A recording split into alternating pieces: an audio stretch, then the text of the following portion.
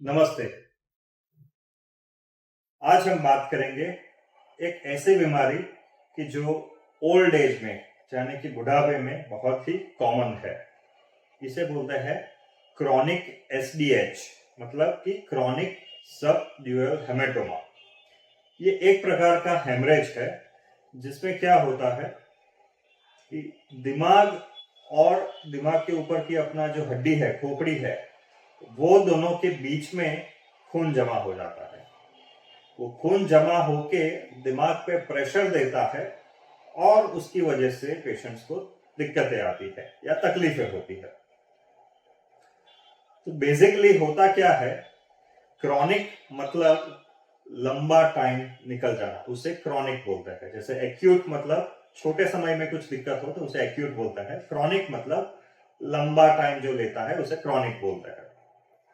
तो chronic subdural haematoma, chronic haemorrhage मतलब कि धीमे धीमे हेमरेज हुआ होता है, फिर वो धीमे धीमे खून पानी बन जाता है, पानी जैसा एकदम लिक्विड बन जाता है और लिक्विड बन के दिमाग पे प्रेशर देता है। जनरली होता क्या है, किसी को अगर चोट लगे तो खून जमा होता है, खून जमा होता है और जैसे जैसे समय जाता है, समय बीतता है, वैसे वैसे वो धीमे धीमे डिसअपियर या गायब हो जाता है। अगर गायब नहीं होता है तो वहीं इकट्ठा होता रहता है। वो इकट्ठा होके वो दिमाग पे प्रेशर देना चालू कर देता है। कैसे प्रेशर देगा कि जैसे कि अगर आपके पास एक बर्फ का टुकड़ा है तो इतनी जगह में एक बर्फ का क्यूब आ गया, अगर वो पिघलेगा तो पानी बनेगा, पानी बन के विस्तार पकड़ेगा। तो वैसे ही खून जब पिघलता है, धीमे धीमे अंदर रिएक्शन आता है, वो विस्तार पकड़ता है, लिक्विड बनता है और विस्तार पकड़ता है। जब वो विस्तार पकड़ता है तभी वो प्रेशर देना चालू होता है, क्योंकि अंदर तो बहुत लिमिटेड जगह है, लिमिटेड जगह है, इसलिए कुछ भी अंदर ऐड होगा तो वो तो अंदर जो भी है उसको धक्का ही मारेगा, तो दिमाग को धक्का मारेगा और उसकी वजह से सिम्टम्स आते हैं। होने की वजह क्या क्या है, क्रॉनिक सबड्यूरल हेमेटोमा या क्रॉनिक एसडीएच होने की वजह क्या क्या है? तो सबसे कॉमन चीज है चोट। चोट लगती है, मामूली सी भी चोट हो सकती है, मामूली सी चोट होके हमने इग्नोर कर दिया, पता चला 3-4 महीने, हमारे पास जब पेशेंट आते हैं वो कई पेशेंट्स बोलते हैं कि भाई 3-4 महीने पहले चोट लगे थे दिमाग में, फिर वो तो ठीक था, कुछ प्रॉब्लम नहीं था, जाने दिया।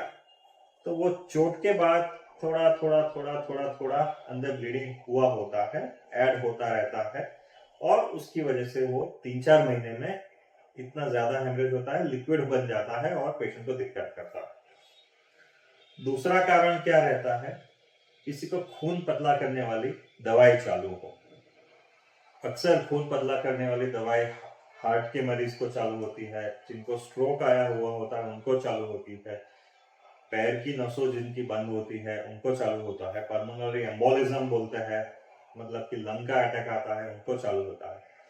तो ये सारे पेशेंट्स हैं जिनको खून पतला करने वाली दवाई चालू है। उनमें अगर हल्की सी भी नस फटी, बीपी बढ़ गया या कुछ छोटी सी चोट लग गई या अपने आप भी जोर से ऐसे दिमाग सिर हिलाया या नस में थोड़े से भी होल हो गया तो वो खून बंद नहीं होता, क्योंकि खून बहुत पतला होता है, इसलिए तो उनको होने का संभावना ज्यादा है।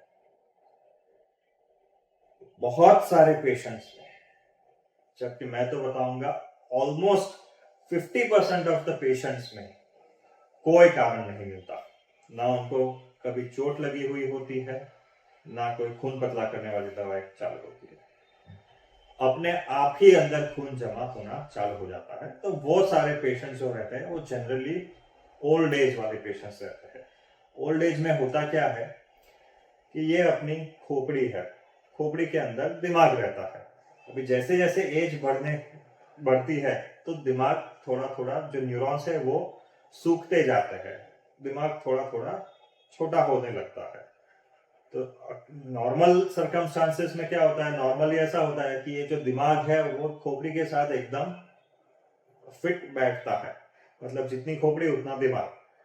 अगर दिमाग छोटा होते जाए तो धीमे धीमे धीमे धीमे धीमे सूखते हुए वो छोटा होता जाएगा, तो खोपड़ी और दिमाग के बीच में जगह बन जाती है, खाली जगह रह जाती है, तो उसमें खून बहने लगता है। तो ये कारण है कि ओल्ड एज में ये बहुत कॉमन है, क्योंकि खाली जगह बहुत सारी है, तो वहां पे जाके खून जमा हो जाता है। इसके सिम्टम्स क्या है? सिम्टम्स मतलब कि चिन्ह क्या है, आपको पता कैसे चलेगा कि ऐसा सब हो रहा है?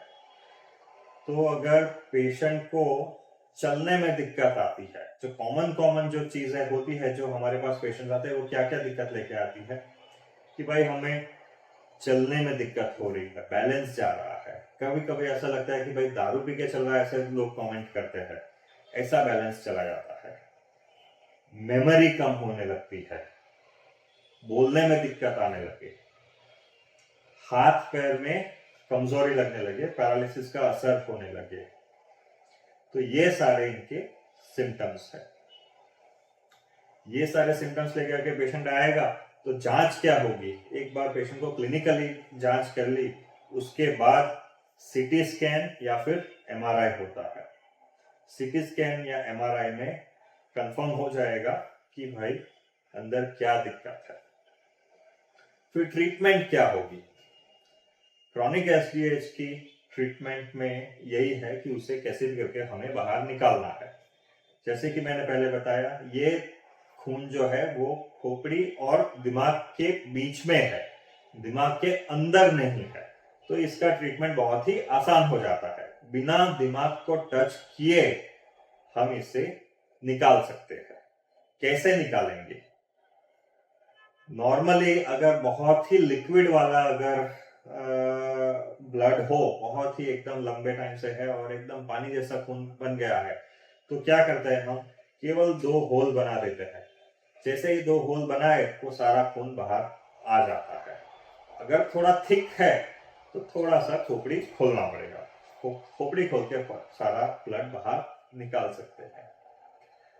बार बार अगर हो रहा है, बार बार सेम समस्या है, तो दूसरी भी एक तरीका है जिसमें क्या करते हैं कि वहां पे जो भी ब्लड सप्लाई होता है उसे हम बंद कर देते हैं।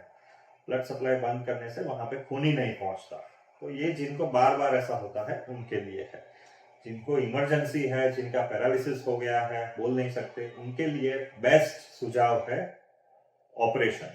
ऑपरेशन ज्यादातर लोगों में दूरबीन से ही होता है और बहुत ही अच्छा रिजल्ट आता है। धन्यवाद।